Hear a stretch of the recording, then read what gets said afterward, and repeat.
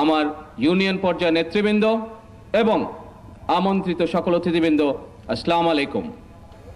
প্রিয় ইউনিয়ন নেতৃবৃন্দ, আপনারা দেখেছেন ঈদের পূর্বে আমাদের এই সাংগঠনিক কর্মসূচি সমগ্র দেশে শুরু হয়েছে এবং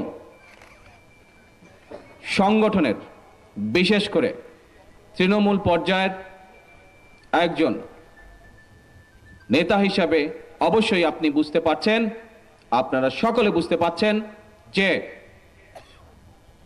এই অনুষ্ঠানটি বা কার্যক্রমটি আমাদের দলের জন্য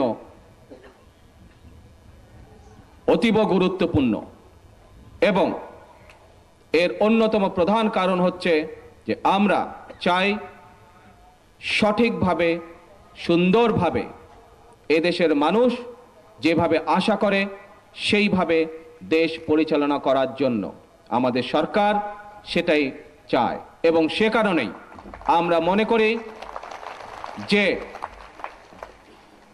যেহেতু আপনাদের দল সরকার পরিচালনা করছে, আপনারা যেহেতু সাধারণ মানুষের সাথে আপনাদের ওঠা বসা, সেই জন্যই আপনাদের মতামত অত্যন্ত গুরুত্বপূর্ণ এবং আজকে এখানে যে সকল বিষয় আলোচনা হবে, যে সকল বিষয় আপনারা পরামর্শ রাখবেন, আমরা আমাদের কেন্দ্রের মাধ্যমে আমরা দলের উচ্চ পর্যায়ে নেতৃবৃন্দকে অবহিত করার মাধ্যমে আমরা চেষ্টা করব সরকার যাতে করে সেই সকল ব্যবস্থাগুলো, সেই সকল বিষয়গুলো সম্পর্কে ব্যবস্থা গ্রহণ করতে পারে।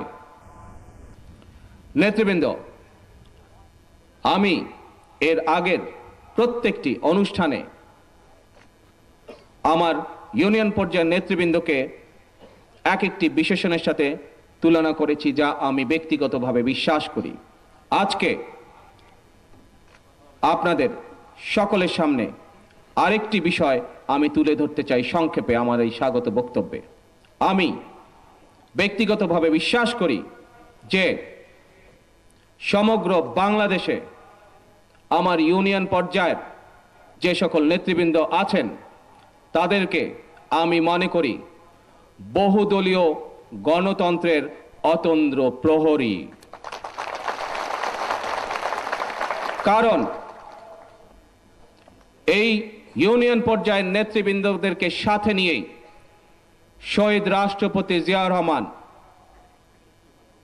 1979 সালে বাংলাদেশে বহুদলীয় গণতন্ত্রের সূচনা করেন। সেজন্যই আমি মনে করি আমার ইউনিয়ন পর্যায়ের সকল নেতৃবৃন্দ হচ্ছেন বহুদলীয় গণতন্ত্রের অতন্দ্র প্রহরী। কাজেই আজকে সমগ্র বাংলাদেশে আপনাদের সকলকে নজর রাখতে হবে, চোখ কান খোলা রাখতে হবে, যেন কেউ শহীদ জিয়া সূচিত বহুদলীয় গণতন্ত্র যেটা সূচনা করেছিলেন, শুরু করেছিলেন শহীদ জিয়া, সেই গণতন্ত্র নস্যাৎ করতে না পারে।